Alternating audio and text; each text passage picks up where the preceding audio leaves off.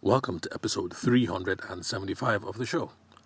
A long time ago, when I was still based in Lagos and my brother was still involved in the business, he used to handle the video and I would do all the photography. And that's where the name of the first business came from, the photography business, Ayede Film and Photography, because we also used to do wedding videos as well. Although later on, it turned out that when a lot of people heard film, they thought more like movies. And so that didn't quite convey, it didn't quite pass along what it is that we did in the business, but we stuck with the name anyway. So this is not about how we came up with the name for our business, but rather it's an interesting episode from a very long time ago that I haven't forgotten, and I think we can get some useful insights that we can share for you gentle listeners here on the podcast, assuming that you haven't made this mistake already that my brother and I made. So this was a long time ago. We're back in Lagos, and we had our first expatriate couple, both coming in from Ghana. The lady was, not Ghana, Canada. Yeah, Canada. The lady was Nigerian. The guy was from, I can't remember, Trinidad and Tobago or something like that. Anyway, so they were coming in and we already had the discussions, the usual questions. Do you want a pre-wedding shoot? Blah, blah, blah. And it turns out they didn't want the pre-wedding shoot. But still, after we agreed to the price, we still managed to wrangle a pre-wedding shoot in there. And the angle that we came from was that they were going to be in Nigeria. The lady was going to be home after a long while, and her husband-to-be was coming into the country with his friends and his family, and it was the first time coming into Nigeria. And I figured, let's turn this into an excursion for them. And so there was this, what's it called? I can't remember the name, but there's this famous artist on Lagos Island. She's a sculptor, and she promotes the arts amongst women, especially women who've been victims of domestic abuse and stuff like that. I think because she came from a polygamous background, and she also happened to be with her husband who was physically abusive, and so she decided to hoof it, started this museum on her own. Eventually her children came of age and joined her in the business, and it's really successful now. So she's an inspiring figure in the art community in Lagos, and it's an interesting place for tourists to pass through because you get to see things from the visual arts, different perspectives. Let's see what else. Like on the day we went there, they were showing off some geles in different traditions. For those of you who are foreigners listening to the show, for those of you listening in the UK or America, a gele is a traditional headpiece in the southern part of Nigeria. It doesn't have to be southern per se, because different tribes have these kinds of headpieces, and so we all just call them gele pretty much. And so when we showed up with a couple, geles were what were being showcased. So you got to see lots of things in the visual spectrum. Gele fabrics, sculpture, paintings, what else? And is it kinetic art or kinesthetic art? I can't remember what the word is, but basically it's when you have art installations that move around. You don't just have things that are stationary, like a sculpture that doesn't move. So different kinds of art installations. And so that's how we wove in the pre-wedding shoot piece. We figured, we've made the arrangements, you guys come in town. When you guys get into town, we'll pick this day free. I think we picked a Thursday because the traditional was going to be, I think must have been a Tuesday or a Wednesday. And then the traditional was on a Thursday, and then the church thing was on a Saturday. So we'll drive you guys into Lagos Island. You guys have a look around. We'll have a look at the museum. And so that's what we organized. And it turned out to be a really wonderful affair. The owner of the gallery was there. She got to meet us one-on-one. We shared some aspects of her story. She offered words of encouragement to the young couple. Also some advice. And I like to keep my pre-wedding shoots candid, and so we're able to get lots of good footage of them throughout the whole process. And so we did that, and loads of interesting things. And the reason why we did that actually was not just so that we could get our pre-wedding shoot done, even though they didn't want one, but the reason why we did that was we were trying to provide value to the clients. Now, you remember that a lot of us start off in business, we have good intentions, and we want to provide value to our client base. But the problem is nobody says what value is. So, just like my brother and I, there are a bunch of you who are running around right now trying to figure out what value is to your clients and to deliver that value. And that is exactly what we did. We provided value, or so we thought. So the wedding went on, and it got to the part after the exchange of vows that the bride said, oh, she's ready for her couple shoot now. And I remember that that's not something we discussed, because in the beginning she said she was down with things being candid. So that threw us for a loop, because we hadn't prepared any ideas about for the couple shoot. But I'm good at freestyling anyway, so we made it happen. And then at the end of the day, we delivered the photos. And the feedback was mixed. The family loved the album. They loved the experience. When they got back home, they're based in Canada, but eventually when they visited his hometown, his village, should I say village? I'm not sure if people in Trinidad and Tobago, so they have villages. But let's just say he went back to his village or whatever. And the mayor of the town happened to see it, and he thought it was really nice and was a good cultural artifact. The wedding of Caribbean meets Yoruba, meets Lagos Yoruba, and so anyway, he thought it was a good cultural artifact. And so the second copy of the album currently is being housed in the village museum, and so that part sounded really, really nice. I just like the idea that I have a piece of work right now in another country, in some sort of a museum, that people think is worthy of being assessed as a cultural artifact. So that part of the feedback was really, really good. And if you look at it from that angle, my brother and I think that we did pretty well, that we scored a point. Now, the problem was the bride, even though she didn't have any problems with the album per se, she just kind of was hoping for more couple portraits.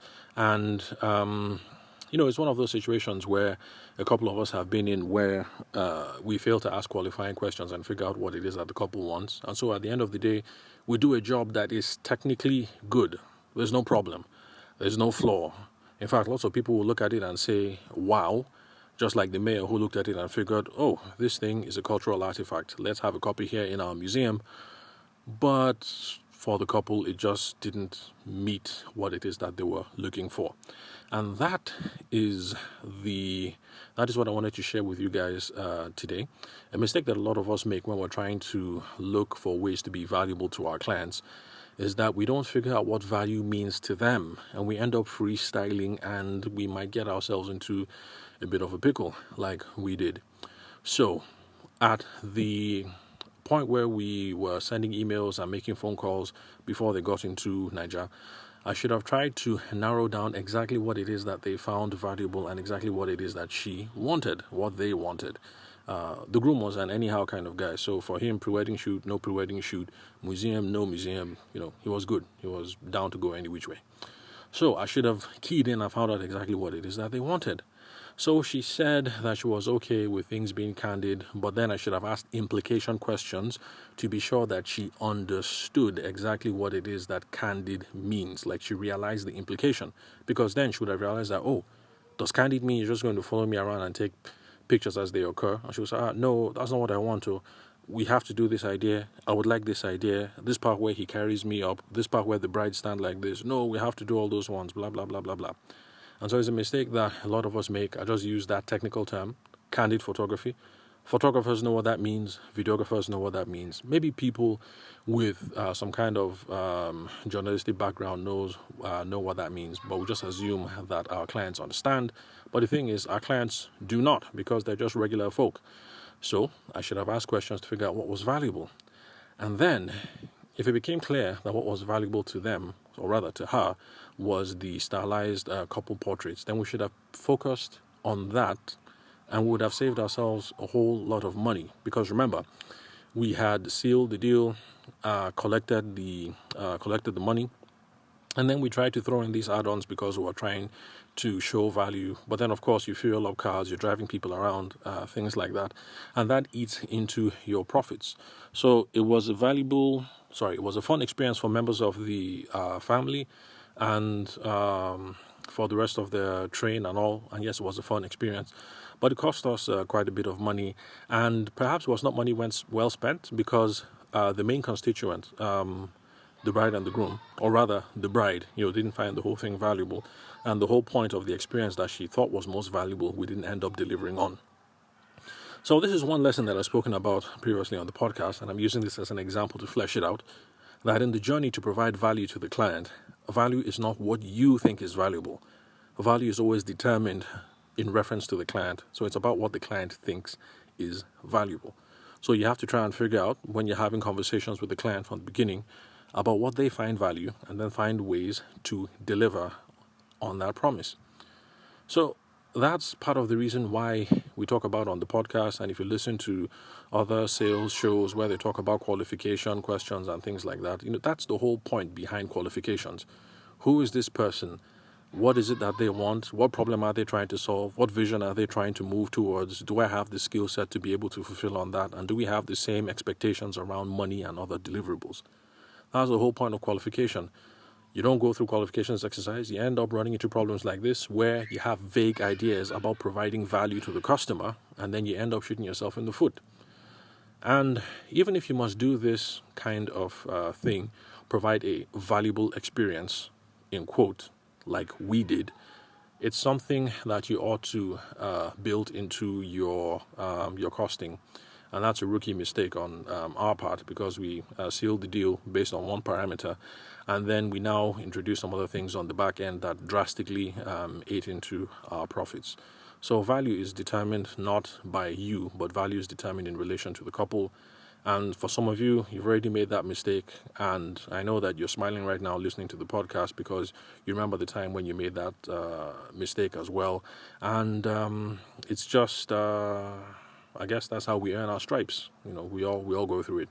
But if you're a newbie and you haven't made this mistake yet, please do not fall into this trap, because there's no point in collecting a whole bunch of money from someone. I'm not going to divulge how much we collected, because it was embarrassing. But let's just say you end up collecting, let's say you collect 500K from the couple, and then you end up spending 420 or maybe 450 in executing. That just ends up being crap, because at the end of the day, how much is left? You still have to factor in cost of running the business, and then paying your taxes, and then stuff like that. And if you're going to collect 500K and you're only making 50K on the margin or 70K on the margin, then it's not a healthy way to grow your business over the long haul. Now, why did I remember this whole thing about value? And that's because Grandma, that's my mom, has been with us, and she left. She left this morning, and I had to do some market runs, and that was yesterday. She followed me to the market, and she has this guy, Stephen, that she goes to all the time, and that's because she came to buy something from Stephen once, and Stephen, my mom has she has her knee flares up every once in a while. And so she was in one of those flare-up periods, and so Stephen offered to go around and buy meat and a couple of stuff for her. And then since then, Grandma, my mom, I'm saying Momsy anyway, because the kids call her Grandma.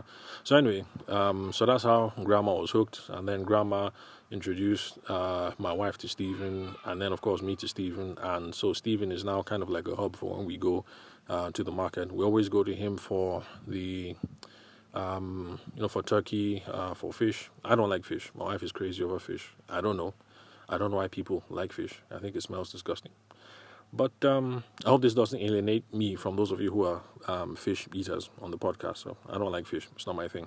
Anyway, so we go to him for a whole bunch of stuff.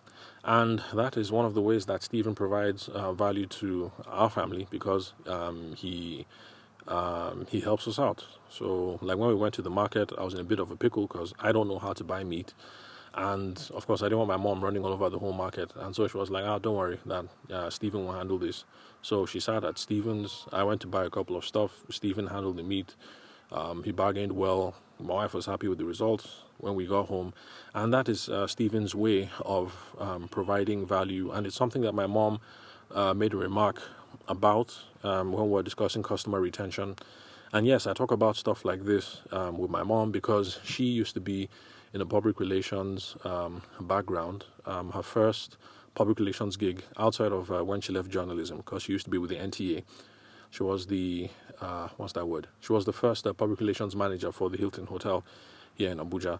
So from there, when she moved to Lagos, she was with MCNA. That's Marketing, Communications, and Advertising. That's part of the Troika Holding Group. I think the chairman's name is what's his name?